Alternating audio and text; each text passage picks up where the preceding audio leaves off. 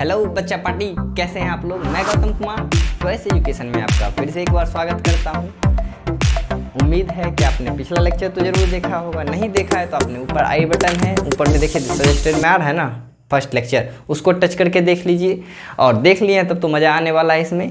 कल हम लोगों ने पहला दूसरा लेक्चर 2 लेक्चर इससे पहले अपलोड हो चुका है, ठीक है। और बाकी नोट्स तो आपको डिस्क्रिप्शन में मिल गया होगा। तो आज से ना वो लिखने वाला सिस्टम खत्म, क्यों पीछे भर दिए हैं लिख के, बोर्ड पे जगह ही नहीं बचता है बताने का, है ना, उसमें टाइम भी बहुत ज़्यादा लग जाता है। तो अब से आज से नए अनोखे तरीके से पढ़ना शुरू करेंगे हम लोग। हाँ, उससे पहले आप लोगों से एक छोटा सा रिक्वेस्ट है कि यदि आप सच में नहीं किए हैं पिछला 2 क्लास तो प्लीज़ कर लीजिए। पहले कर लिए हैं तो चलिए आगे बढ़ाते हैं। तो दोस्तों आज हम लोग पढ़ेंगे इमेज। कल हम लोगों ने क्या किया था, इमेज तक पहुंचाया था, इमेज के बारे में थोड़ा बहुत डिस्कस किए थे, इमेज पढ़े नहीं थे, ठीक है ना। उससे पहले ये चीज़ रह गया था विचलन कोण सर क्या होता है। तो विचलन कोण में ना एक आध मैं नॉमरिकल भी अंतिम में करवाऊंगा। बोलिए एक बच्चा कॉल किया सर नॉमरिकल एक भी नहीं करवा रहे हैं, तो नॉमरिकल अभी होगा, अभी फॉर्मूला आया कहाँ, आई बराबर आर, तो उसमें क्या नॉमरिकल बनाए, आपतन कोण जितना होगा परावर्तन कोण भी उतना ही हो जाएगा। नॉमरिकल हम लोग ना बहुत सारा नॉमरिकल बनाएंगे, इसके लिए टेंशन मत लीजिए। 25, 25, 30, 40, 50 नॉमरिकल लगभग बनाएंगे, अलग वीडियो ही डालेंगे नॉमरिकल का, ठीक है ना। चलिए तो अब हम लोग पढ़ते हैं विचलन कोण, पहले देख लेते हैं फिर प्रतिबिंब को क्लियर करेंगे। देखिए क्या होता है कि ये हमारा सरफेस है, यहाँ पे इसको हम पॉलिश कर दिए हैं। एक क्वेश्चन होता है मन में आता है, सर सिल्वर से ही पॉलिश क्यों किया जाता है। तो याद रखिएगा प्रकाश का सबसे अच्छा धातु कोई है तो वो सिल्वर है, ठीक है। चलिए तो क्या है कि ये सिल्वर पॉलिश किया हुआ है नीचे से, इस पे ऐसे रे आया तो रूल के हिसाब से ये बेचारा इधर चला जाएगा, ठीक है। लेकिन सोचिए इधर नहीं गया होता तो ये कैसे आता, ऐसे निकल जाता, ठीक है ना, निकल जाता। अब देखिए ये हमारा रियल रे हो गया, ये रिफ्लेक्टेड रे हो गया, यानी ये वास्तविक किरण और ये परावर्तित किरण, बस हो गया, यही है विचलन कोण। देख लीजिए ये किरण आ रहा था, सोचिए यदि परावर्तित नहीं होता तो ऐसे निकल जाता, यानी वास्तविक किरण ये था, ये मुड़ा कितना, देखिए ये इतना डिफ्लेक्ट हुआ, इतना सारा, तो इसी को ना हम लोग बोलेंगे एंगल ऑफ डिफ्लेक्शन, यानी विचलन कोण बोलेंगे। वास्तविक किरण और परावर्तित किरण के बीच के बने कोण को ही क्या कहते हैं, विचलन कोण कहते हैं। इस पे बहुत सारा क्वेश्चन आता है, मैं थोड़ा सा करा देता हूँ एक आध क्वेश्चन। आप लोग वैसे फॉर्मूला भी होता है, फॉर्मूला बाद में बताऊंगा, क्योंकि आप लोग बिना फॉर्मूला के स्पीड बनाइएगा। देखिए यहाँ पे नॉर्मल होगा, ठीक है, आपको पता है नॉर्मल कितने डिग्री के साथ रहता है, तो 90 डिग्री के सरफेस का 90 डिग्री पे नॉर्मल रहता है, अभिलंब रहता है, नॉर्मल मीन्स अभिलंब सरफेस के। देखिए आपतित किरण परावर्तित किरण ये अभिलंब है, हम जानते हैं अभिलंब हमेशा सतह के 90 डिग्री पर होता है, ठीक है। यानी इधर का ये टोटल एरिया कितना हो गया, 90 डिग्री का। यदि आपको आपतन कोण दे देगा, यानी आई का वैल्यू कुछ दे देगा, तो विचलन कोण नहीं निकाल लीजिएगा। देखिए कितना आसान से निकलेगा। यदि मानते हम आई हमारा दिया है 30 डिग्री, ठीक है, अब आई 30 है तो आर भी कितना 30 हो जाएगा, ठीक है ना। अब देखिए टोटल 90 था, 90 में इतना 30 हो गया तो बचा कितना, ये 60 बचा, है ना। और इधर भी टोटल 90 था, इतना 30 हो गया तो बचा कितना 60 हो गया। यानी देखिए हमारा यहाँ से यहाँ विचलन कोण है, इतना दूर का तो वैल्यू आ गया, बचा क्या ये वाला वैल्यू। अब देखिए ये 60 है तो शीर्षाभिमुख कोण से ये भी 60 होगा, कोई दिक्कत। ये ऊपर वाला 60 हुआ किसके कारण, तो देखिए आपतन कोण बराबर परावर्तन कोण, इसीलिए 30 बराबर 30। अब देखिए ये टोटल 90, अभिलंब 90 बनाए हैं, ये टोटल 90, तो 90 में इतना 30 हो गया तो बचा कितना 60। अब वैसे भी याद रखिए ये दोनों कोण बराबर तो ये दोनों भी कोण बराबर होता है, ठीक है। अब देखिए ये 60 तो ये भी 60 किससे, शीर्षाभिमुख कोण से। यहाँ देखिए मुंडी जिसका टकरार है, दो कोण यदि एक दूसरे का शीर्ष मिलता है तो ऐसे कोण को शीर्षाभिमुख कोण कहते हैं, जो बराबर होता है आपस में। आप लोग देखेंगे ये वाला कोण है ना बराबर होता है, ये वाला कोण आपस में बराबर होता है। चलिए यानी ये कोण बराबर होता है, ये कोण बराबर होता है, शीर्षाभिमुख कोण से ये बराबर। अब बताइए टोटल डिफ्लेक्शन कितना हुआ, 60 इधर 60 इधर, यानी 60 degree plus 60 degree is equal to 120 degree का विचलन हुआ है। तो विचलन कोण निकालना कितना आसान था, सीखे। एक और क्वेश्चन ट्राई करते हैं। देखिए ये सरफेस था, ऐसे रे आया, बेचारा ऐसे चला गया, नहीं होता तो ऐसे जाता, परावर्तन नहीं होता तो ऐसे जाता। इस बार क्या बोल रहे हैं, इस बार बोल रहे हैं कि परावर्तन या आपतन कोण नहीं, इस बार बोल रहे हैं कि ये जो स्लैब के साथ, ये जो शीशा है हमारा, इस शीशे के साथ, इस आईने के साथ ये 40 या 50 डिग्री से आया है, ध्यान से देखिएगा, इस आईने के साथ ये 50 डिग्री से आया है ये किरण, मतलब ये कोण कितना है, ये कोण 50 डिग्री है। तो बताइए इस बार विचलन कोण कितना होगा। बड़ा मजेदार सवाल है, देखिए कितना आसान है। ये 50, देखिए टोटल 90, ये 50 तो बचा कितना 40, अब ये 40 तो ये भी 40, परावर्तन के नियम से I बराबर R। अब ये 40 तो ये बचा कितना 50, वैसे भी मैंने बोला ना ये बराबर तो ये भी बराबर, ये 40 तो ये 50। अब देखिए ये 50 हो गया और यहाँ पे फिर क्या हो जाएगा, शीर्षाभिमुख से फिर यहो 50 हो जाएगा, 50 100 डिग्री का विचलन हुआ।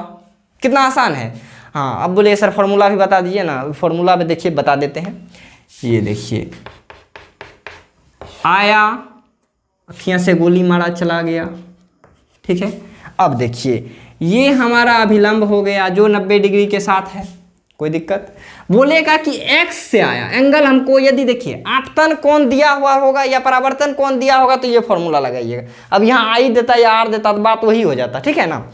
अब देखिए यदि x देगा यानी आपतन कोण का मान देगा तो देखिए कौन सा फॉर्मूला लगेगा, ये x तो ये भी कितना x, टोटल 90, ये x हो गया तो बचा कितना 90 माइनस x, ये 90 माइनस x तो ये भी 90 माइनस x। अब देखिए विचलन कोण इसी को ना कहते हैं, ये 90 माइनस x तो ये भी 90 माइनस x।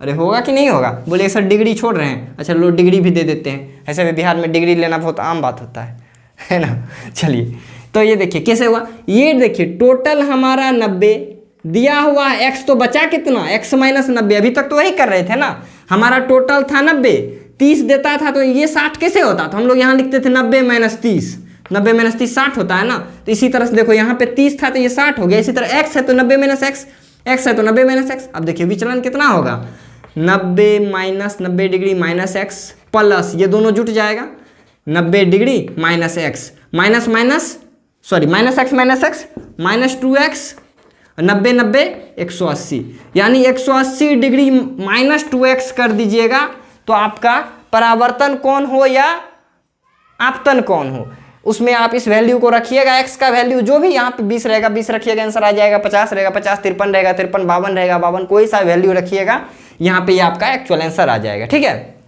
जैसे एक बार ट्राई कर लेते हैं, इस बार दिया है कि यदि परावर्तन कोण यानी R का वैल्यू 45 डिग्री दिया हुआ है, R का वैल्यू 45 डिग्री दिया हुआ है तो विचलन कोण का मान बताइए। देखिए R का वैल्यू 45 ना, तो देखिए यदि I या R दिया हो तो विचलन का कौन सा फॉर्मूला हम लोग जाने, 180 माइनस 2x।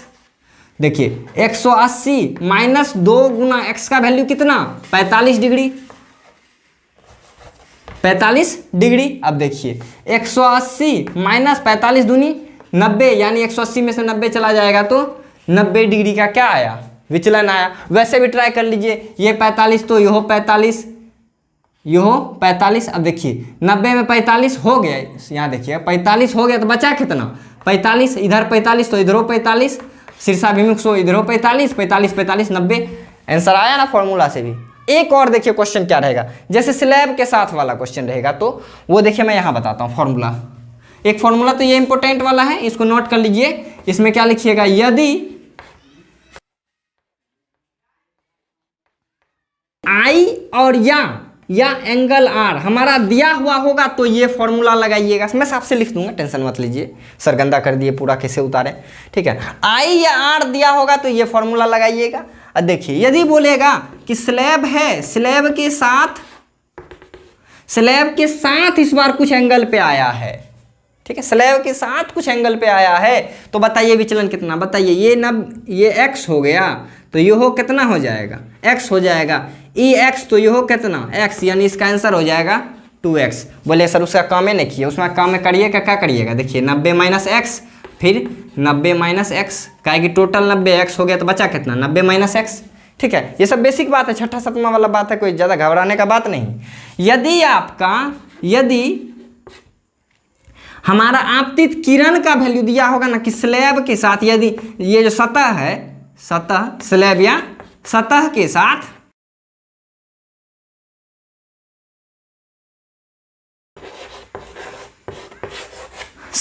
साथ वाला कौन होगा ना, यदि इसका वैल्यू दे दिया जाए तो ये फॉर्मूला लगाइएगा, और यदि आपतन या परावर्तन कोण का मान दे दिया जाए तो ये फॉर्मूला लगाइएगा। बिल्कुल आसान सा चीज़ था।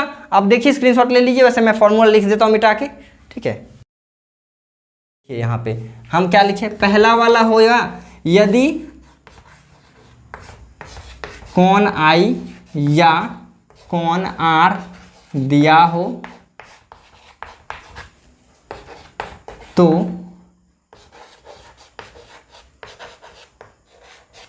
विचलन बराबर क्या हो जाएगा, विचलन कोण बराबर हो जाएगा 180 माइनस 2x, ठीक है, पहला फॉर्मूला। दूसरा, या तो आप वैल्यू रख के बना लीजिएगा, फॉर्मूला याद रहता है नहीं भी रहता, आप नॉर्मली वैल्यू याद रखिए, ज्योमेट्री है वहाँ पे तो। हाँ, ये जो प्रकाश का परावर्तन अपवर्तन है, जिसको ज्योमेट्री आता है उसको ये पूरा चैप्टर आता है, ये बात तो मानते हैं ना आप, है ना। अच्छे अच्छे टीचर भी यही बात कहते हैं। चलिए, यदि I या R दिया है तो विचलन कोण का मान क्या होगा, 180 माइनस 2x। और यदि आपतित किरण का मान दिया हुआ है, यदि किरण सतह के साथ कोण बनाए तो विचलन बराबर क्या हो जाएगा, 2x हो जाएगा। चलिए, ये बात आप नोट कर लीजिए। अब हम लोग इसमें आपको मैं होमवर्क दे देता हूँ, आप लोग बना लीजिएगा और मुझे व्हाट्सएप कर दीजिएगा। मेरा नंबर पता होगा आप लोगों को, नहीं पता है तो मैं एंड में मेंशन कर दूंगा या भी लिख देता हूँ। पहला होमवर्क है, यदि I इज इक्वल टू कोण I is equal to 45 degree हो। दूसरा, यदि कोण I इज इक्वल टू 90 तो नहीं बनेगा, 47 डिग्री हो। तीसरा, यदि कोण R is equal to 35 degree हो, ठीक है। ये था IR वाला, मतलब ये इस फॉर्मूला बनेगा। एक और दे देते हैं, चौथा भी। चलो, चौथा दे देता हूं, यदि कोण I बराबर हमारा 23.5 डिग्री हो, ठीक है ना, 23.5 डिग्री हो, तो इस चारों का आप हमको बना के भेजिएगा। विचलन कोण क्या होगा, विचलन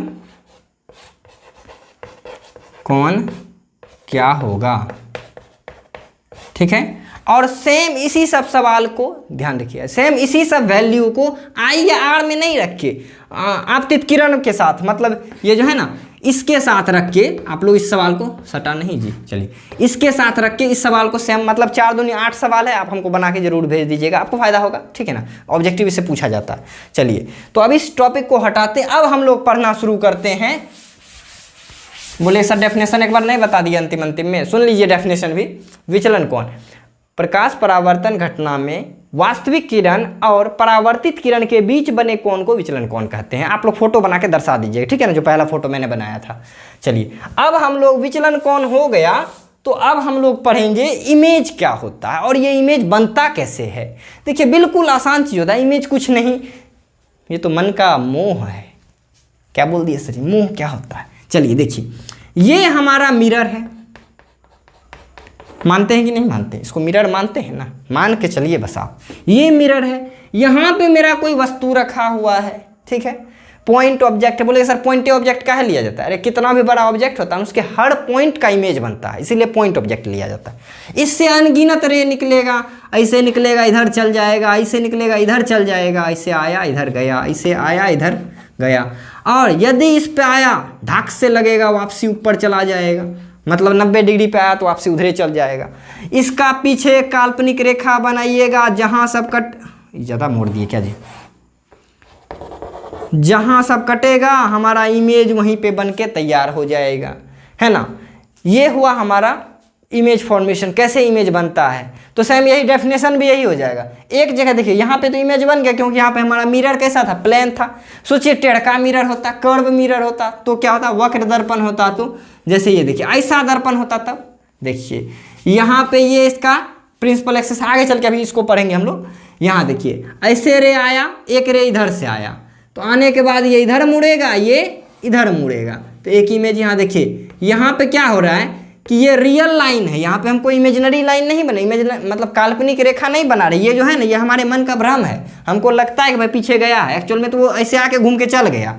तो समतल दर्पण में काल्पनिक प्रतिबिंब बनता है। बोले काल्पनिक क्या हो गया सर, ये नहीं समझे, पहले प्रतिबिंब समझ जाइए किसको कहेंगे। ध्यान से देखिए, किसी बिंदु वस्तु का, ध्यान से सुनिएगा, किसी बिंदु वस्तु से आ रहे प्रकाश किरणों का परावर्तन के बाद, अभी परावर्तन पढ़ रहे हैं, क्या बोल रहे हैं, किसी बिंदु वस्तु से आ रहे प्रकाश किरणों का परावर्तन के बाद जिस बिंदु पर कटती हुई प्रतीत होती है या जिस बिंदु पर कटती है उस बिंदु को उस वस्तु का प्रतिबिंब कहते हैं। कोई दिक्कत? देखिए यहाँ पे था, ये ऑब्जेक्ट था, हमारा इमेज यहाँ बना, कैसे, ये देखिए ऐसे बनाता है एक बार इधर से, यहाँ पे ऑब्जेक्ट है, ऐसे गया ऐसे लौट गया, क्या है कि 90 डिग्री पे जाता है, 90 डिग्री पे लौट जाता है, इधर से गया इधर चला जाएगा। चलिए अब देखिए, दो किरण मिलाइए इमेज बन जाएगा। इसको ऐसे करिए पीछे, इसको पीछे करिए, जहाँ कटा हमारा वहाँ पे इमेज बन गया। जहाँ पे 2 लाइन, मिनिमम 2 लाइन कटाना है, इमेज बनाने के लिए मिनिमम 2 लाइन कटाना पड़ता है। आपको क्वेश्चन में पूछता है कि प्रतिबिंब बनने के लिए कम से कम कितने किरणों को आपस में प्रतिच्छेद होना पड़ता है, यानी कटना पड़ता है, तो याद रखिए मिनिमम 2 किरण को, ठीक है। वैसे आप 3 भी बना दें कोई फर्क नहीं पड़ता है, ये भी वहीं जाके मीट करेगा, एक्चुअल में नहीं करेगा, है ना, हमको लगता है कि वहाँ मीट कर रहा है, या फिर इसमें तो कर रहा है। अब देखिए यही ना हो गया, इमेज का 2 टाइप होगा। इमेज समझ गए ना किसको कहेंगे, यदि कोई बिंदु ऑब्जेक्ट है किसी दर्पण के सामने रखा हुआ, इससे अनगिनत किरणें निकलेंगी, इससे निकलने वाला किरण परावर्तन के बाद जिस बिंदु पे कटेगा, या देखिए कि इसका स्पेशल, यहाँ देखिए इस बिंदु से किधर जा रहा है, रे तो उधर न जा रहा है, तो लग रहा है ऐसे जा रहा है, इस पे ऐसे जा रहा है, इस पे ऐसे ऊपर चला जा रहा है। देखिए यहाँ पे क्या हो रहा है, यहाँ पे संसरित नहीं हो रहा है, यहाँ पे अपसरित हो रहा है, उल्टा बता दिए थे ना, सॉरी। क्या हुआ देखिए, सही से एक इमेज बनाते फिर से। ये हमारा दर्पण है, यहाँ पे वस्तु रखा हुआ, एक लाइन आया परपेंडिकुलर आया था, लौट गया बेचारा, 90 डिग्री पे आया, उधरे लौट गया, ठीक है। एक रे देखिए ऐसे आया, 2 से ही बनाते हैं, अच्छा से देखिएगा, ये इधर चला गया, ठीक है, ऐसे आया, ये ऐसे चला गया। इसके पीछे हम काल्पनिक रेखा बनाएंगे, और काल्पनिक रेखा जहाँ पे कटेगा, काल्पनिक रेखा जहाँ पे कटेगा वहीं पे इमेज बनेगा। यहाँ पे हमारा वस्तु था, यहाँ पे हमारा इमेज बन गया। यहाँ पे देखिए क्या हो रहा है, रे किधर जा रहा है, देखिए उधर जा रहा है, यानी रे इधर जा रहा है, इधर जा रहा है। यदि किसी बिंदु से विभिन्न दिशाओं में किरण निकलता है तो ऐसे किरण को हम लोग क्या कहते हैं, अपसारी किरण पुंज कहते हैं ना, ऐसे किरण को अपसारी किरण पुंज कहते हैं। यहाँ पे प्रकाश किरण क्या हो रहा है, अपसरित हो रहा है ना, अपसरित हो रहा है। या हम इसका बात करें, यहाँ पे देखिए बताता हूँ, इस मिरर में, तो यहाँ देखिए इधर से इसमें रंगा हुआ रहता है, या उधर से भी रंगता है, कोई दिक्कत नहीं है, अलग अलग मिरर बन जाएगा। यहाँ से आया इधर घूम गया, इधर गया इधर घूम गया, फिर इधर से एक नीचे से गया वो इधर घूम गया। तो यहाँ देखिए क्या हो रहा है, एक इधर से जाएगा तो इधर लौट जाएगा। देखिए यहाँ पे क्या हो रहा है, देखिए सब आके यहाँ पे मिल रहा है ना, तो यहाँ पे संसरित नहीं हो रहा है। बस इतना ही आपको समझना था। अब देखिए इसी के आधार पे हम इमेज को 2 भाग में बांटेंगे। प्रतिबिंब कितने प्रकार का होगा, तो 2 प्रकार का होगा। पहला होगा वास्तविक प्रतिबिंब, दूसरा होगा काल्पनिक प्रतिबिंब। प्रतिबिंब का डेफिनेशन क्या था कि बिंदु स्रोत से निकलने वाली प्रकाश किरणें सतह से टकराने के बाद परावर्तन के बाद जिस बिंदु पे कटे या कटता हुआ प्रतीत करे, ऐसे बिंदु को ही उस वस्तु का इमेज कहते हैं, ठीक है। अब देखिए उसमें 2 बात हो जाएगा, 2 गो इमेज बनेगा, एक रियल एक वर्चुअल। रियल किसको कहेंगे, जिसमें कट जाए, जैसे यहाँ पे देखिए क्या हुआ था, इसमें जो लाइन आया था बेचारा सही है, देखो एकदम कट गया, जो लाइन आया वो कट गया। जहाँ पे असल में कट रहा होगा इसको वास्तविक प्रतिबिंब कहेंगे। और यहाँ कट नहीं रहा है, हमको लग रहा है कि कट रहा है, यहाँ पे हमको लग रहा है, क्योंकि देखिए काल्पनिक रेखा खींची है, हमको लग रहा है ये कट रहा है, कट नहीं रहा है, तो ऐसे किरण को क्या कहेंगे, काल्पनिक किरण, सॉरी ऐसे प्रतिबिंब को क्या कहेंगे, काल्पनिक प्रतिबिंब। क्या बोलेंगे वास्तविक प्रतिबिंब का डेफिनेशन, सुनिएगा,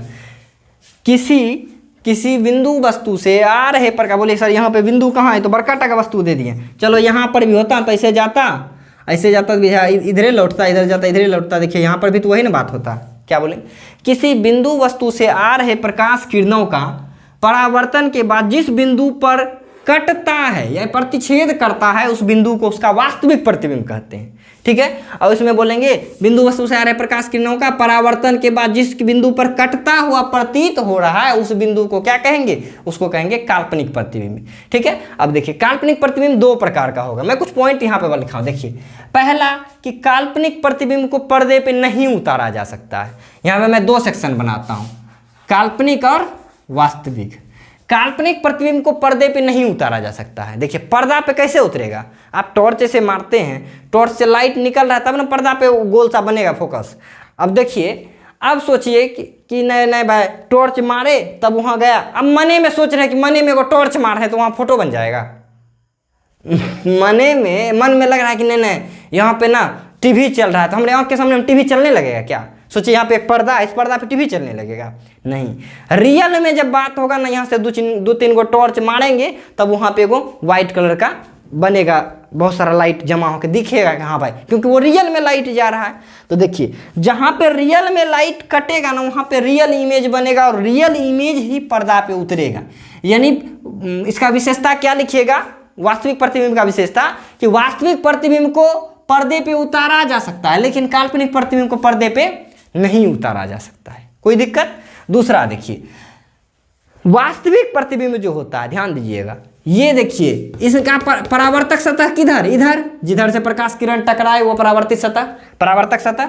अब देखिए यहाँ पे क्या हो रहा है, इमेज जो है ना जिधर वस्तु था उधरे बन रहा है, यानी परावर्तक सतह की ओर इमेज बनता है। ध्यान देखिएगा यहाँ पे, वास्तविक इमेज जो होता है, वास्तविक इमेज क्या होता है, परावर्तक सतह की, ये क्या है हमारा परावर्तक सतह, तो परावर्तक सतह की ओर बनेगा। लेकिन काल्पनिक प्रतिबिंब देखिए ये था परावर्तक सतह, इसके पीछे बना के, है ना। तो वास्तविक प्रतिबिंब क्या होगा, परावर्तक सतह के सामने बनेगा और काल्पनिक प्रतिबिंब क्या होगा, ये पीछे बनेगा। ठीक है। अब देखिए नेक्स्ट क्या है, हम लोगों ने दो विशेषता को देखा। तीसरा, इसमें किरण पुंज क्या हो रहा है, इसमें किरण पुंज अपसरित हो रहा है। ठीक है ना, क्योंकि यहाँ से देखिए ऐसे करके इधर निकल रहा है, ये ऐसे करके इधर निकल रहा है। तो हम जानते हैं जब किसी बिंदु से प्रकाश किरण विभिन्न दिशाओं में फैलता है तो ऐसे किरण पुंज को अपसरित किरण पुंज कहते हैं। तो यहाँ पे क्या हो रहा है, अपसरित हो रहा है, यानी काल्पनिक प्रतिबिंब में किरण क्या होता है, अपसरित होता है। ठीक है। लेकिन वास्तविक प्रतिबिंब में देखिए, वास्तविक प्रतिबिंब में क्या हो रहा है, सब जगह से आके यहाँ मिल रहा है, यानी इसमें संसरित हो रहा है। संसरित अपसरित आप पहला लेक्चर देख लीजिए, उसमें पता चल जाएगा। यहाँ पे संसरित हो रहा है। ठीक है। चलिए अगला देखिए क्या है कि ये जो है ना काल्पनिक प्रतिबिंब काल्पनिक कटान से बनता है, वास्तविक प्रतिबिंब वास्तविक कटान से बनता है। तो बच्चा वाला बात हो गया। ये क्या बनेगा, ये बनेगा काल्पनिक कटान से और ये बनेगा वास्तविक कटान से। कोई दिक्कत? बिल्कुल बच्चा वाला चीज था। अगला देखिए, वास्तविक इमेज ना हमेशा उल्टा बनेगा, ये ध्यान दीजिएगा। बोले सर ऐसा काहे होता है? देखिए वास्तविक प्रतिबिंब जो है ना, ऐसे दुनिया में याद रखिए, दुनिया में सच्चाई बात है, रियल बात किसी को बताएगा ना उल्टे लगता है, और नकलिया बात बताइए एकदम सीधा लगता है। किसी को बोल दीजिए अरे तुम्हारा माथा से बदबू आ रहा है, घुमा के एक थप्पड़ मारेगा, साला रोज नहाते हैं बदबू आ रहा है, तुम्हारे नौके में बदबू होगा, ऐसा बोल देता है ना। क्योंकि आप वास्तविक बात बताए तो उल्टा लगा उसको। वही बोलिएगा आ रहा है माथा से बदबू, बोलिएगा अरे भाई लगता है तुम तो आज कोई नया परफ्यूम लगाए, बोलता है ओ नहीं वो तो बहुत पहले लगाए थे, वो अभी तक उसका स्मेल लग गया, महंगा वाला था, जबकि एक्चुअल ऐसा कोई बात हुआ होगा नहीं। ठीक है ना, याद रखिए वास्तविक जो होता है वो उल्टा होता है। इसमें याद करने का यही तरीका बताते हैं। आगे हम लोग देखेंगे वास्तविक कैसे उल्टा बनता है, मैं प्रूफ करके दिखाऊंगा। देखिए वास्तविक उल्टा बन रहा है। तो वास्तविक प्रतिबिंब क्या होगा, वास्तविक प्रतिबिंब हमेशा उल्टा बनेगा, जबकि काल्पनिक प्रतिबिंब हमेशा सीधा बनेगा। आपके पास देखिए 1 2 3 4 5 गो अंतर आया। वास्तविक काल्पनिक प्रतिबिंब 5 अंतर, वास्तविक प्रतिबिंब काल्पनिक प्रतिबिंब का 5 विशेषता। तो ये था हमारा रियल और वर्चुअल इमेज, यानी वास्तविक और काल्पनिक प्रतिबिंब। चलिए तो आगे बढ़ें, इसको मिटाए लें। लिखना उखना होगा तो डिस्क्रिप्शन से काम चलाइएगा, ठीक है, नहीं तो बोलिएगा तो हम कमेंट करिएगा, मैं फिर वही वाला व्यवस्था कर दूंगा। ठीक है। चलिए मिटाते हैं। और कुछ बच्चा बोलता है सर कैसे कमेंट से निकालेंगे वो डिस्क्रिप्शन को, तो मैं देखिए अगले वीडियो में ना पहले ही डाल दूंगा कैसे आपको निकालना है डिस्क्रिप्शन से। ठीक है। तो दोस्तों अब हमारा नया टॉपिक आया दर्पण। दर्पण के लिए बहुत देर से दर्पण था सर, तब तो दर्पण को हटाना है, दर्पण को सटाना है, दर्पण पढ़ेंगे हम लोग। देखिए दर्पण कहेंगे किसको, दुनिया का वह कोई सा भी चीज, याद रखिए दुनिया का वह कोई सा भी चीज जिसका एक सतह चमकीला और प्लेन हो, ठीक है ना, और दूसरा सतह पॉलिश किया हुआ, ठीक है। जैसे देखिए दर्पण ना बहुत सारा प्रकार का होता भी देखेंगे, मतलब एक सतह क्या हो, एक सतह चमकीला हो जो प्रकाश के परावर्तन के नियम को मानता हो, ठीक है। एक सतह कैसा हो, चमकीला हो, चिकना हो, दूसरा सतह रजतित हो यानी रंगा हुआ हो। ऐसे चीज को, ऐसे पदार्थ को हम क्या कहते हैं, ऐसे वस्तु को हम दर्पण कहते हैं, ठीक है। चाहे ऐसा वाला हो जाए या ऐसा वाला हो कि इधर से रंग दिया है, ठीक है, या ऐसा वाला हो जाए कि इधर से रंग दिया है, इधर से मुंह दिखेगा, ये सब हमारा क्या हो जाएगा, ये सब कुछ हमारा कहलाएगा दर्पण। देखिए तो इसको देखिए मिटाते हैं, सही से हम बताते हैं। दर्पण का डेफिनेशन कभी नहीं पूछा, तो ऐसे पूछा जाए बता दिया, ऐसा वस्तु जिसका एक सतह चमकीला हो और प्रकाश परावर्तन, प्रकाश को नियम पूर्वक परावर्तित कर देता हो, ठीक है, और दूसरा सतह कैसा हो, दूसरा सतह रजतित किया हुआ हो, ऐसे चीज को हम क्या कहते हैं, ऐसे चीज को हम लोग दर्पण कहते हैं। चलिए, दर्पण को मुख्य रूप से दो भाग में बांटा गया है। ध्यान दीजिए, दर्पण को मुख्य रूप से दो भाग में बांटा गया है।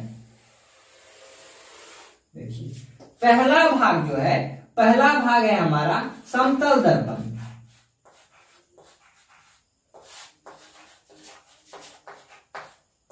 यानी इसको इंग्लिश में कहेंगे प्लेन मिरर,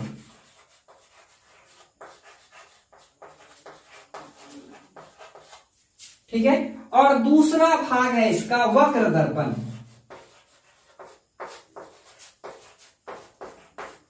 यानी इसको इंग्लिश में कहेंगे कर्व मिरर, ठीक है। अब देखिए, समतल दर्पण मतलब ऐसा दर्पण जिसका एक सतह समतल हो और दूसरा सतह रजतित किया हो, मतलब जिसका एक सतह परावर्तक सतह समतल हो और दूसरी तरफ रजतित किया हुआ हो। अब समतल दर्पण में इमेज कैसे बनता है थोड़ा सा बाद में देखते हैं, पहले इसका टाइप देख लेते हैं, ठीक है। दूसरा है वक्र दर्पण। वक्र दर्पण मुख्य रूप से दो प्रकार का होता है। पहला होता है गोलीय दर्पण, जिसको इंग्लिश में कहते हैं स्फेरिकल मिरर,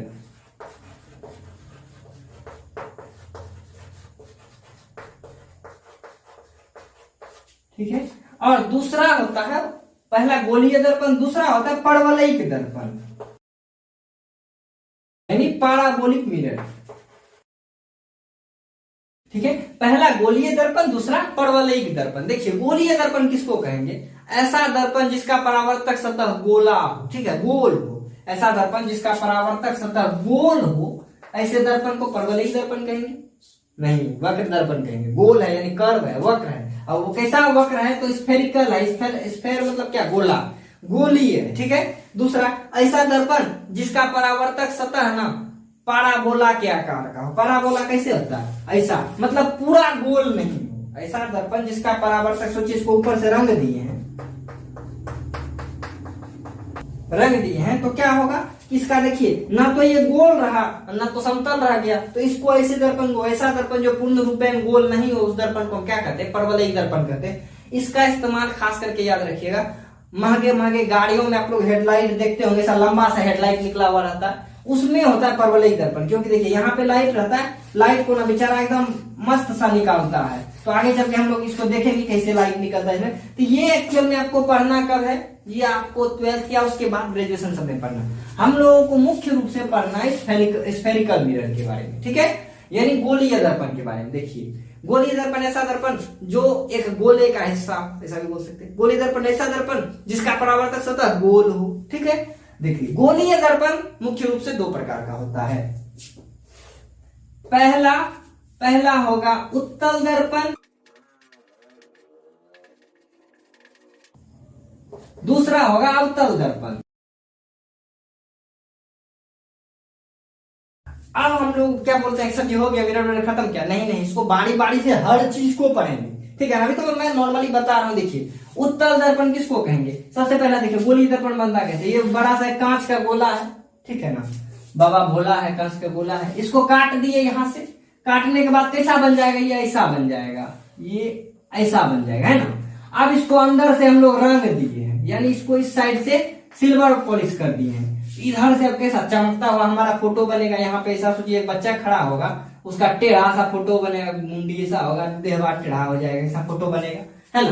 तो इसको क्या कहेंगे, गोलीय दर्पण कहेंगे। याद रखिए जिस दर्पण का परावर्तक सतह जिसपे लाइट आता है, ठीक है ना, जिस दर्पण का परावर्तक सतह उभड़ा हुआ हो, ठीक है, ये परावर्तक सतह है, परावर्तक सतह जिसका उभड़ा हुआ हो उसको उत्तल, या जिसका याद रखिए जिसका परावर्तक सतह उत्तल उसको कहेंगे उत्तल, नहीं नॉर्मली जिसका परावर्तक सतह उत्तल उसको कहेंगे उत्तल।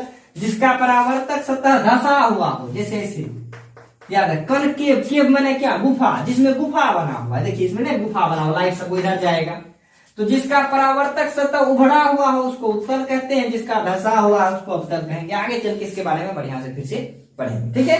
तो इतना प्रकार का दर्पण हमको पढ़ना है, तो चलिए आज हम लोग समतल दर्पण को कंप्लीट कर देते हैं, ठीक है, क्योंकि वीडियो काफी लंबा हो चुका है, आप लोगों का थोड़ा सा डाटा भी बचा दें।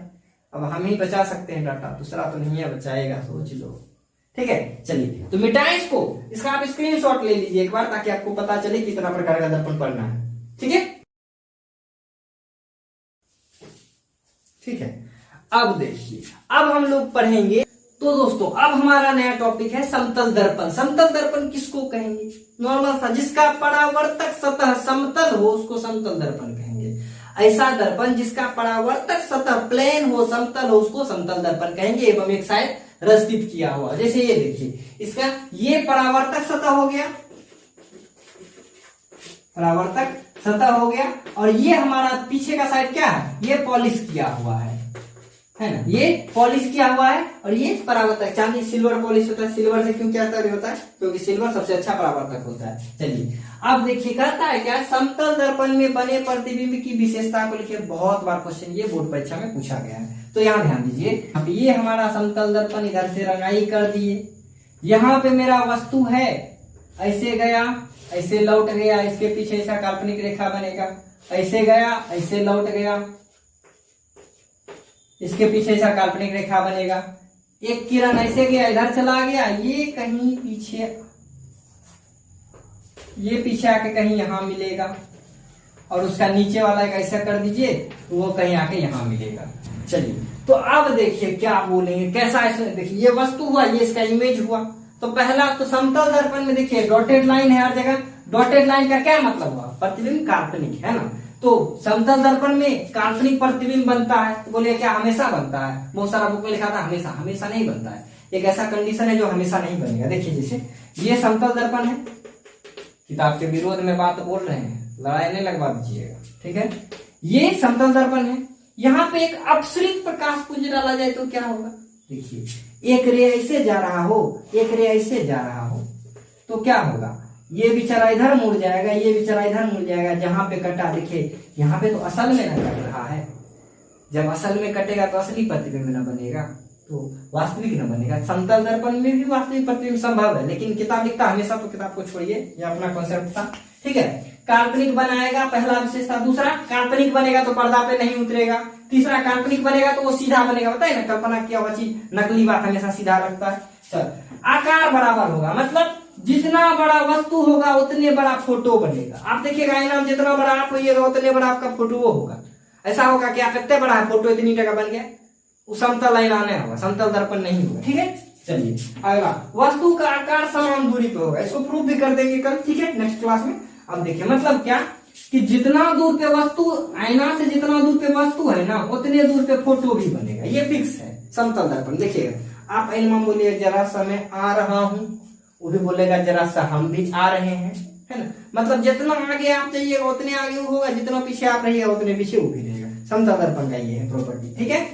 समतल दर्पण बने इमेज का आवर्धन एक होगा। बोले आवर्धन से क्या होता है, आवर्धन आगे पढ़ेंगे से समझ जाइए कि प्रतिबिंब जितना बड़ा है बटा में वस्तु जितना बड़ा है, प्रतिबिंब का ऊंचाई में वस्तु की ऊंचाई से भाग दे दी गया, उसका आएगा आवर्धन। क्या बोले कि वस्तु का, यहाँ पे देखिए आकार बराबर होगा, यानी सोचिए कि ये 2 मीटर का वस्तु था, 2 मीटर का इमेज बना, है ना। तो आवर्धन क्या होगा, आवर्धन होगा m बराबर प्रतिबिंब का ऊंचाई यानी 2/2, यानी 2/2 f1, यही लिखते हैं यहाँ पे क्या, इसका आवर्धन एक होगा। हालांकि इस चीज को हम लोग आगे चल के बहुत बढ़िया समझेंगे, उस समय आपको ये समझ में आ जाएगा, अभी सिर्फ टॉपिक में डाउन। अगला ये पार्श्व परिवर्तन को दर्शाता है। तो पार्श्व परिवर्तन के दोस्तों वीडियो तो बना, लेकिन वीडियो सेव नहीं हो पाया, अब क्या बताएं, हद हो गया। मतलब पॉज किया हुआ था वो पॉज ही रह गया, ठीक है, प्ले नहीं हो पाया था। तो कोई बात नहीं, मैं पता है बहुत कुछ पढ़ा दिया था पागल की तरह, बिना स्टूडेंट को कैमरा को पढ़ा रहा था, बैटरी भी लो हो रहा था, मेरा भी लो हो रहा था। चलिए कोई बात नहीं, नेक्स्ट वीडियो में नेक्स्ट दिन अपलोड कर दूंगा, इसके लिए सॉरी, ठीक है। मिलते हैं नेक्स्ट क्लास में, तब तक के लिए बाय। याद हो गया यार, परेशान हो गया आज।